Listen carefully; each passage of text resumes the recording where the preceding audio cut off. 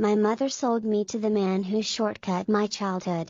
Hi, my name is Shania Davis. I'm no longer here to tell my story, but I want to share with you the events that led to my tragic end. It all started on November 10, 2009, when I was reported missing in North Carolina. My mother's boyfriend was the first person suspected in my disappearance, but he was let go. Little did they know, the person responsible for my disappearance was someone much closer to me.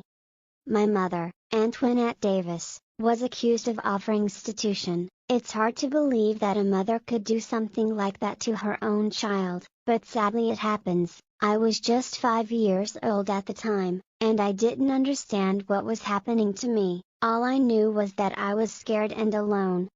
My mother, Antoinette Davis, had been acting strange in the days leading up to my disappearance. She was always on the phone, talking to someone in hushed tones, and she seemed to be nervous all the time.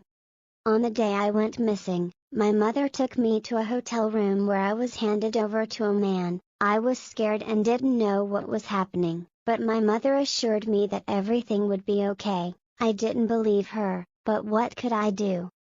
After that, I was taken to another hotel room, where I was asked by the man who had taken me from my mother. I was just a child, and I didn't understand what was happening to me. All I knew was that I was in pain and scared.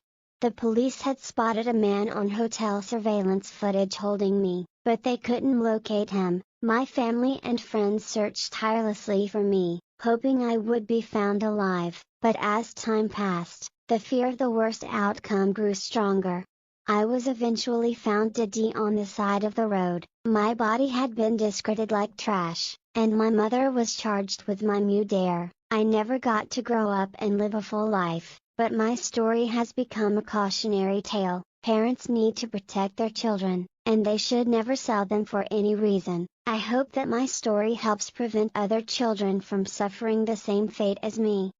My mother was also arrested for her involvement in my disappearance. She had sold me as a SXSLV, and she knew what was to me. It's heartbreaking to think that the person who was supposed to protect me was the one who caused me harm.